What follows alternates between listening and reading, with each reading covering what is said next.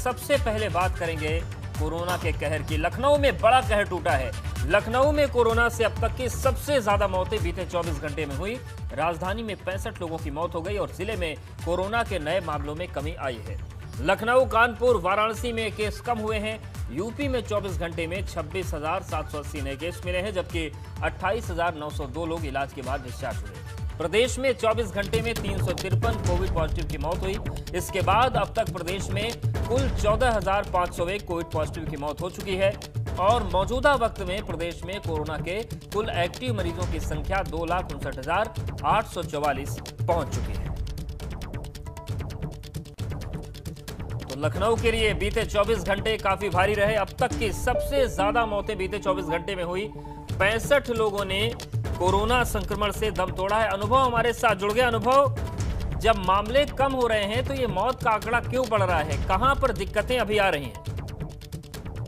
देखिए, बिल्कुल अगर केसेस की बात करें तो आज तकरीबन 26,000 नए केस सामने आए हैं। कल के मुकाबले 5,000 केस लगभग कम है और जांच अगर बात करें तो कल के मुकाबले लगभग बराबर ही हुई है। पर लगातार हम ये देख रहे हैं कि जो मौतें हैं वो बढ़ती जा रही हैं। ना केवल लखनऊ में बल्कि कानपुर में भी अब मौतों की संख्या लगातार बढ़ रही है। 60 से ज्यादा मौतें आज राजधानी लखनऊ में हुई हैं, 40 से ज्यादा मौतें कानपुर में हुई हैं। शायद इसके पीछे एक और वजह है, जो जिस तरीके से व्यवस्थाएं अस्पतालों में होनी चाहिए वो नहीं हो पा रही हैं और जिस तरीके से अन्य हम कहते उपकरण मुहैया होने चाहिए वो भी उपलब्ध नहीं है। और वो भी एक वजह हो सकती है ये जो मौतें बढ़ी हैं, क्योंकि आप लखनऊ में देखिए तकरीबन 25 दिन बाद मामले 2,000 से नीचे चले गए, लेकिन आज मौत का आंकड़ा सबसे ज्यादा है। यानी इतनी मौतें लखनऊ में कभी भी नहीं हुई। अगर हम 12-13 महीने की बात कर लें तब भी इतनी मौतें नहीं हुई हैं जिनमें जितनी मौतें आज हुई हैं। बिल्कुल, तो इस पर एक बार प्रशासन को और स्वास्थ्य विभाग को सोचना होगा। हमारे साथ बने रहिए अनुभव।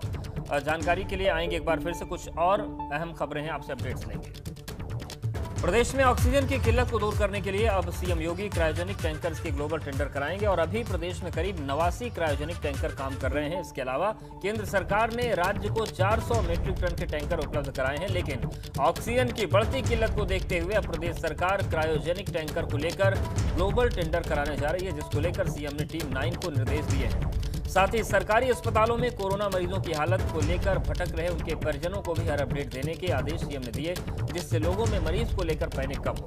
टीम 9 के साथ बैठक में होम आइसोलेशन वाले मरीजों को ऑक्सीजन की सप्लाई करने के भी सीएम ने आदेश दिए।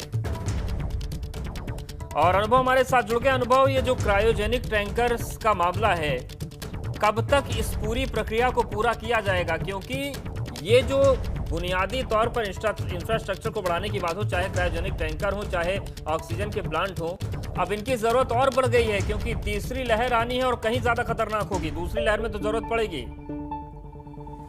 देखिए, बिल्कुल अगर उत्तर प्रदेश की बात करें तो जब सेकंड वेव आई तब यहाँ पर ना ऑक्सीजन के टैंकर उतनी मात्रा में उपलब्ध थे और ना ही ऑक्सीजन उपलब्ध थी। लेकिन फिर धीरे धीरे सरकार ने केंद्र सरकार की मदद से ऑक्सीजन टैंकर उपलब्ध कराए। पहले 69 जो टैंकर थे वो केंद्र सरकार की तरफ से थे, कुछ अपने थे, और इसको लेकर 30 ऐसे टैंकर थे जो सीधे हॉस्पिटल के लिए ऑक्सीजन सप्लाई कर रहे थे। तो कुल इनकी संख्या तकरीबन 89 थी। लेकिन अब ये कहा जा रहा है कि हमें और ऑक्सीजन की जरूरत पड़ेगी और ऐसे में ये जो क्रायोजेनिक हम क्या टैंकर होते हैं, इनके बिना इनकी मदद से वो ऑक्सीजन उपलब्ध नहीं हो सकती, क्योंकि बोकारो से लानी पड़ेगी, जमशेदपुर से लानी पड़ेगी, अन्य जगहों से लानी पड़ेगी ऑक्सीजन। तब सरकार ने ये तय किया है कि हम इसके लिए भी ग्लोबल टेंडर करेंगे, यानी जो कंपनियां इन क्रायोजेनिक टैंकर्स को बनाती होंगी वो इस टेंडर में पार्टिसिपेट करेंगी और सरकार की अपनी जो टेक्निकल कमेटी होगी वो सारी चीज़ों को तय करेगी, जिसके रेट कम होंगे उसको टेंडर वो पाएगा और फिर वो सप्लाई करेगा। लेकिन ये एक लंबा, हम कहें तो लंबी प्रक्रिया है, तकरीबन 15 से 20 दिन अभी इसमें लग सकता है और फिलहाल जितने टैंकर उपलब्ध हैं उन्हीं की मदद से ये जो ऑक्सीजन है ये पहुंचाई जा रही है। शुक्रिया अनुभव, जानकारी और अपडेट्स को देने के लिए।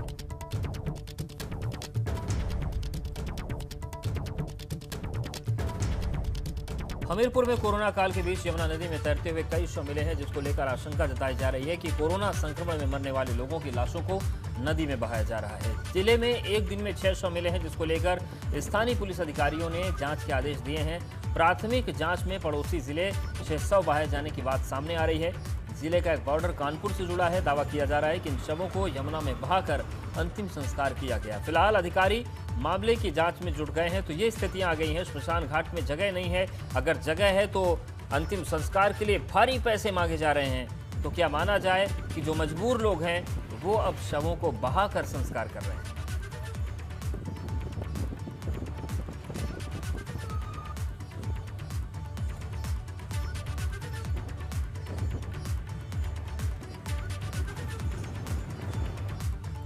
टेस्टिंग, ट्रैकिंग और ट्रीटमेंट से कोरोना हारेगा। लखनऊ में कोरोना से लड़ने के लिए अभियान चलाया गया और मौके पर ही कोविड मरीजों को मेडिसिन किट दी जा रही है। डीएम ने मोहनलालगंज सीएचसी में समीक्षा की और हर गांव में आरटीपीसीआर टीम की जरिए निगरानी की बात कही जा रही है। तो अब कोशिश ये है कि ग्रामीण क्षेत्रों में कोरोना को फैलने से रोका जाए और मौके पर ही टेस्टिंग के साथ ट्रीटमेंट भी, यानी कि जो मेडिसिन किट है वो दी जा रही है।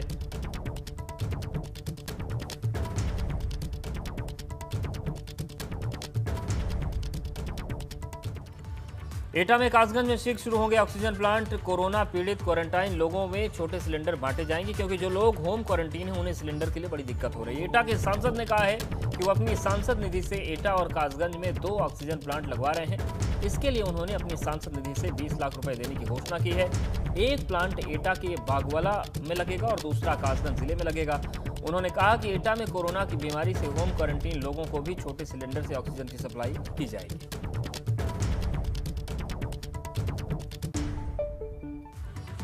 वाराणसी के कबीर चौरा अस्पताल में ऑक्सीजन लंगर की शुरुआत की गई। निजी संस्थान के सहयोग से शुरू किए गए इस अभियान के जरिए लोगों को ऑक्सीजन की किल्लत से कुछ हद तक राहत मिलेगी। इस सेवा के जरिए अस्पताल परिसर में बेड के लिए इंतजार कर रहे मरीजों को ऑक्सीजन दिया जाएगा। संस्था ने कबीर चौरा मंडलीय अस्पताल में 5 ऑक्सीजन सिलेंडर के साथ ऑक्सीजन लंगर शुरू किया है।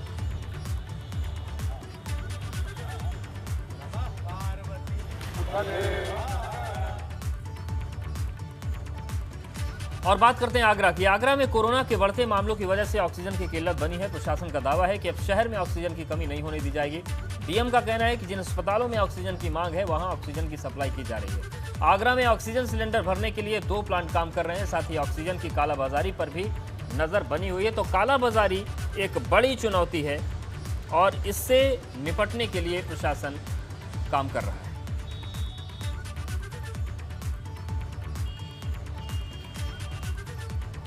तो एक तरफ मांग बढ़ रही है, वहीं दूसरी तरफ कालाबाजारी बढ़ रही है और इसीलिए प्रशासन के सामने चुनौतियां दोहरी हैं। नोएडा के सेक्टर 39 के कोविड अस्पतालों ने मरीजों को लेकर अपनी व्यवस्था दुरुस्त किया है। अस्पताल में सीपैट पॉजिटिव फेफड़ों में ऑक्सीजन देने की व्यवस्था की गई। अस्पताल प्रशासन का दावा है कि खराब फेफड़े वाले मरीजों के इलाज की पूरी व्यवस्था कर दी गई है। तो ये एक अच्छी खबर है और अच्छी खबर यह है कि नोएडा में अब जिन मरीजों के फेफड़े खराब हैं उनको भी बेहतर स्थिति में लाने का इंतजाम किया गया है। नोएडा के सेक्टर 39 कोविड अस्पताल में मरीजों को लेकर व्यवस्था मजबूत हुई है। अस्पताल में सीपैट पॉजिटिव फेफड़ों में ऑक्सीजन देने की व्यवस्था कर दी गई है।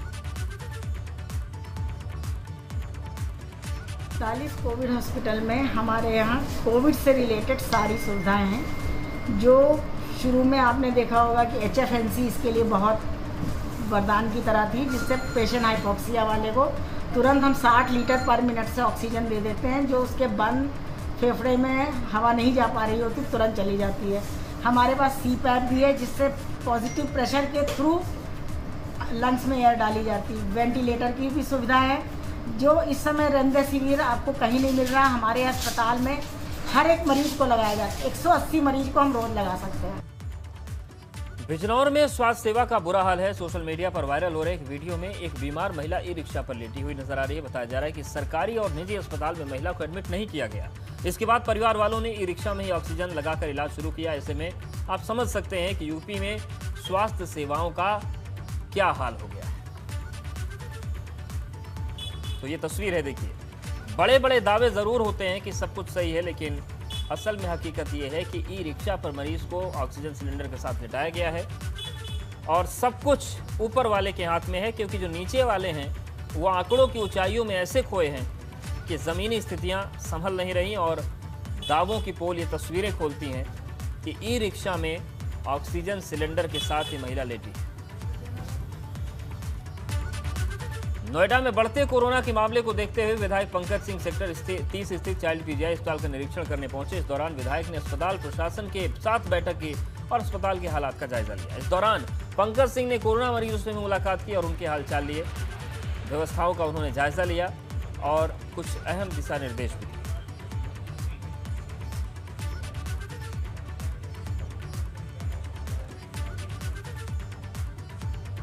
और वाराणसी के बेचू अस्पताल में बहुत बड़ी लापरवाही सामने आई। अस्पताल परिसर में पीपीई किट को खुले में फेंका जा रहा है। बताया जा रहा है कि ये पीपीई किट इस्तेमाल की जा चुकी है।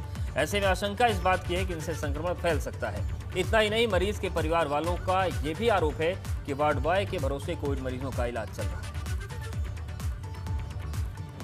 तो पीपीई किट कहीं भी फेंक दी जा रही है। आप देखिए तस्वीर, किस तरीके से जो इस्तेमाल की गई पीपीई किट है, ग्लव्स हैं, वो फेंके जा रहे हैं और इलाज में भी लापरवाही के आरोप लग रहे हैं।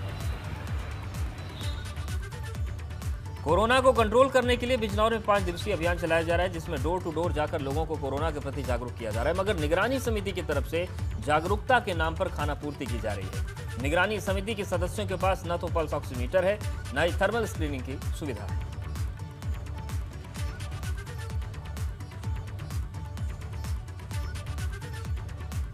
हमारे यहाँ निगरानी समितियाँ 2509 हैं जी, और जो रैपिड रेस्पॉन्स टीम्स हैं वो 47। उनका अलग काम है, उनका अलग काम है। दवा घर घर पहुँचाना उन लोगों के लिए भी जो पॉजिटिव आए हुए हैं और उन लोगों के लिए भी जिनका अभी टेस्ट नहीं हुआ है लेकिन उनके पास लक्षण हैं, उनको भी दवा पहुँचाने की कार्रवाई, उनका अभियान कल से प्रारंभ। श्रावस्ती में लॉकडाउन में छूट होते ही सड़कों पर लोगों ने भीड़ दिखानी शुरू कर दी। हालात तब दिखे जब बाजारों में चुनिंदा दुकानों को ही खोलने के आदेश जारी हुए। दुकानों के खुलते ही बाजार में भारी संख्या में लोग निकले, जिससे कोरोना गाइडलाइन की धज्जियां उड़ती दिखी। सोशल डिस्टेंसिंग की लोगों ने जमकर अनदेखी की।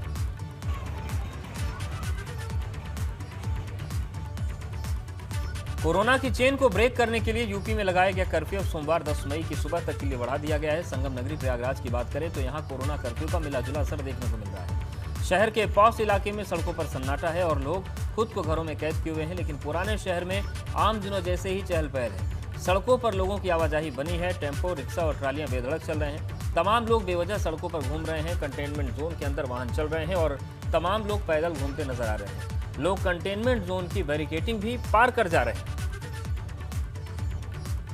कोरोना की चेन को ब्रेक करने के लिए उत्तर प्रदेश में जो कर्फ्यू लगाया गया था उसे अब सोमवार यानी 10 मई की सुबह 7 बजे तक के लिए बढ़ा दिया गया है।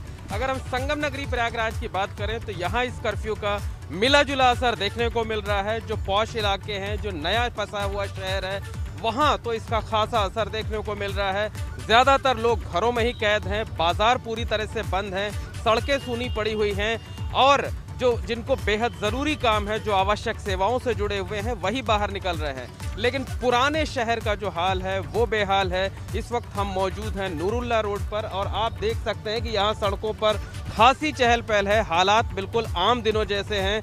रिक्शे चल रहे हैं, ट्रालियाँ चल रही हैं, ऑटो चल रहे हैं और तमाम लोग जो है वो बेवजह सड़कों पर घूमते हुए नजर आ रहे हैं। महिलाएं निकल रही हैं, उनके साथ छोटे बच्चे भी हैं और ऐसा लगता है कि जैसे इन लोगों को कोरोना का कोई खौफ ही नहीं है। लोगों की आवाजाही कंटेनमेंट जोन का, ये देखिए साफ तौर पर बोर्ड लगा हुआ है, बैनर लगा दिया गया है, रास्ते को बैरिकेड कर दिया गया है, लेकिन उसके बावजूद लोगों की अच्छी खासी संख्या में, देखिए एक साथ 5 ई रिक्शा हमको नजर आ रहे हैं। लोग बाइक चला रहे हैं, लोग पैदल घूम रहे हैं और सामने जो भाई साहब चले आ रहे हैं, इन्होंने तो मास्क तक नहीं लगा रखा है। हालांकि पुलिस प्रशासन जो है वो इस बार खास मुस्तैद नजर नहीं आ रहा है, वो लोगों से रोक टोक नहीं कर रहा है और यही वजह है कि जो पुराना शहर है वहाँ पर लोग बेखौफ होकर सड़कों पर निकल रहे हैं। आम दिनों जैसी ही चहल पहल है और जैसा हम पहले देख रहे थे पिछले महीने अप्रैल के महीने में कि कोरोना की महामारी से पूरे शहर में कोहराम मचा था, तो शायद वही हालात एक बार फिर से देखने को मिल सकते हैं।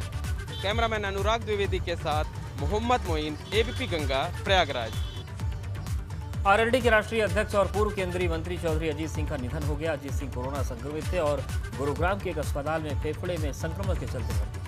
फेफड़ों में संक्रमण बढ़ने की वजह से उनकी हालत नाजुक हो गई थी। आपको बता दें कि चौधरी अजीत सिंह 20 अप्रैल को कोरोना संक्रमित हुए थे। 82 साल की उम्र में चौधरी अजीत सिंह का निधन हो गया और चौधरी अजीत सिंह के निधन से राजनीतिक गलियारे में शोक की लहर है। सीएम योगी, पीएम मोदी, रक्षा मंत्री राजनाथ सिंह, राहुल गांधी और प्रियंका गांधी से लेकर तमाम नेताओं ने चौधरी अजीत सिंह के निधन पर शोक जताया है।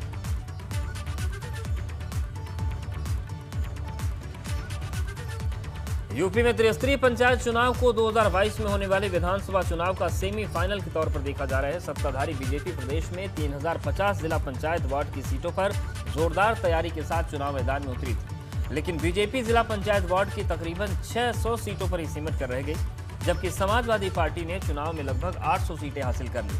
अब सियासी दलों की तैयारी प्रदेश में होने वाले 75 जिला पंचायत अध्यक्षों और 826 ब्लॉक प्रमुख के चुनाव पर टिकी हुई।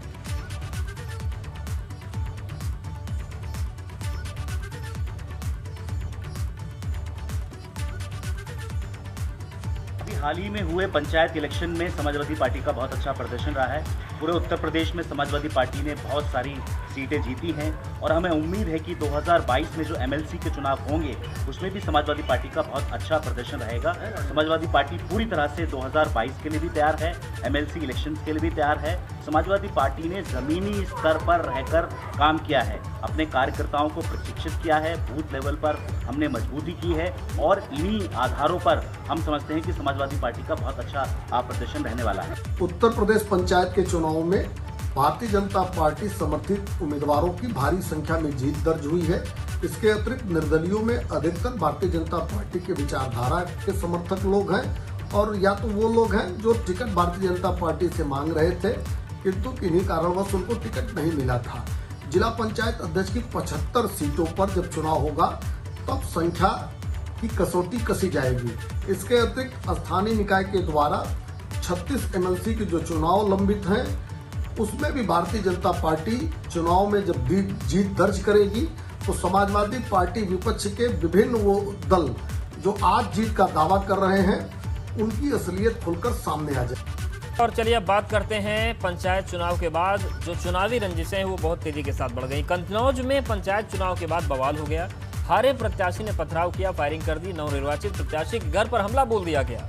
बवाल में दोनों पक्ष के साथ तो गंभीर रूप से घायल हुए हैं। ठठिया थाना क्षेत्र के गुरौली गांव की घटना है। तो जो हारा हुआ पक्ष था उसे अपनी हार बची नहीं और उसने नवनिर्वाचित प्रत्याशी के यहां हमला कर दिया, जमकर पत्थर चले, फायरिंग की भी खबरें सामने आ रही हैं। दोनों पक्षों के साथ लोग घायल हुए हैं और ये जो पूरी घटना है ये कन्नौज की है, ठठिया थाना क्षेत्र के गुरौली गांव की।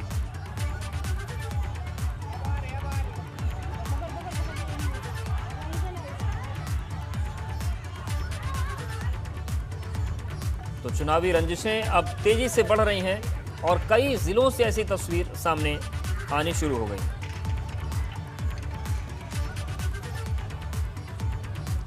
कन्नौज के बाद फतेहपुर की भी तस्वीर आपको दिखाते हैं। हदगांव थाना क्षेत्र में चुनावी रंजिश को लेकर दो पक्षों में जमकर बवाल हुआ। मंगरेमऊ गांव में चुनाव हारे प्रत्याशी और उनके समर्थकों ने जीते प्रत्याशी के घर पर हमला बोल दिया। इस दौरान घर में रखा सामान भी तोड़ दिया गया। आरोप है कि दबंगों ने घर की महिलाओं के साथ मारपीट की। पीड़ित की सूचना पर पहुंची पुलिस ने दोनों पक्ष के 4 लोगों को गिरफ्तार किया है।